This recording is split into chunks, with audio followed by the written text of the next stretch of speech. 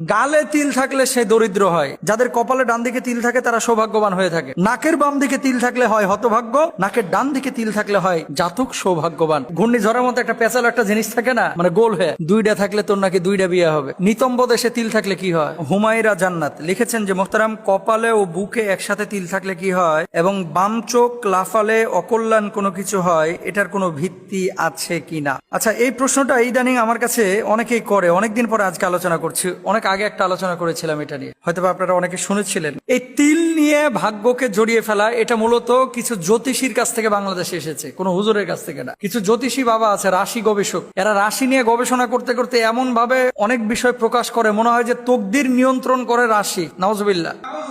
ভালো এবং মন্দ সব কিছু নিয়ন্ত্রণ করেন যিনি, একমাত্র আল্লাহ সুবহানাহু ওয়া তাআলা। কোনো জ্যোতিষী না, কোনো কবিরাজ না, রাশি বাবা না। এরা বিভিন্ন পত্রপত্রিকায় তো এখন রাশি নিয়ে অনেক কথা লেখে। এই লেখাগুলো থেকে আমি পেয়েছি, দেখেন কি লিখতেছে। যেসব জাতক জাতিকার মাথায় তিল থাকে তারা মেধাবী এবং উদার প্রকৃতির হয়। কোরআন হাদিসে কোনো ভিত্তি নাই। 2 নাম্বার, গালে তিল থাকলে সে দরিদ্র হয়। তো গালে তিল তো অনেক শিল্পপতিরও আছে, আরব বিশ্বের, ভারতের গালে তিল, এবং বাংলাদেশের প্রসিদ্ধ অনেক মানুষেরই গালে তিল আছে। আমি নাম বললে আপনারা অনেককেই চিনবেন, অথচ ওরা বলতেছে গালে তিল থাকলে দরিদ্র হয়। মিথ্যা কথা। 3 নাম্বার, যাদের কপালে বাম দিকে তিল থাকে তারা নানারূপ কুমতলব বাটে। নানারূপ কুমতলব বাটে, মিথ্যে কথা। যাদের কপালে ডান দিকে তিল থাকে তারা সৌভাগ্যবান হয়ে থাকে। কপালে তিল থাকলে সৌভাগ্যবান হয়, নিতম্ব দেশে তিল থাকলে কি হয়? প্রশ্ন জাগে না?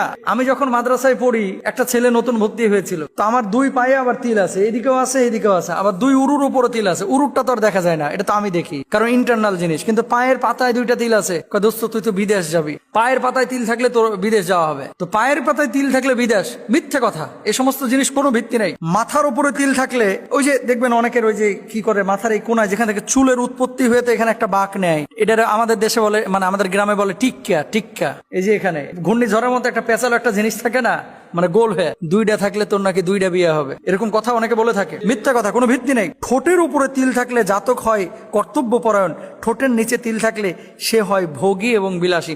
ঠোঁটের নিচে তিল আছে এরকম অনেকে ভিক্ষাও করতেছে কারণ বাজারে। ঠোঁটের নিচে তিল থাকলে এই হয় সেই হয়, মিথ্যে কথা। নাকের বাম দিকে তিল থাকলে হয় হতভাগ্য, নাকের ডান দিকে তিল থাকলে হয় জাতক সৌভাগ্যবান। এই যে রাশি বাবারা, জ্যোতিষী বাবারা, আউল বাউল ফাউল এই সমস্ত জিনিসগুলো, এখন তো আবার কৃত্রিম তিল বসানো শুরু করছে কিছু মেয়ে যে ঠোঁটের নিচে তিল বসায় এখন পার্লারে গিয়ে, নাকের এই পাশে তিল বসায়, কি সৌন্দর্যের জন্য। এগুলো বিশ্বাস করা যাবে না। ডান ভ্রুতে তিল থাকলে সে হয় চিন্তাশীল। নাউজুবিল্লাহ, বিশ্বাস করা যাবে না। বাম চোখ লাফানো, ডান চোখ লাফালো, ডাক্তারদের ভাষ্য অনুসারে এই ধরনের চোখ লাফানো এটা কখনো কখনো কোনো কোনো বড় রোগের লক্ষণ, আর কখনো কখনো জেনেটিক্যালি হয়ে থাকে।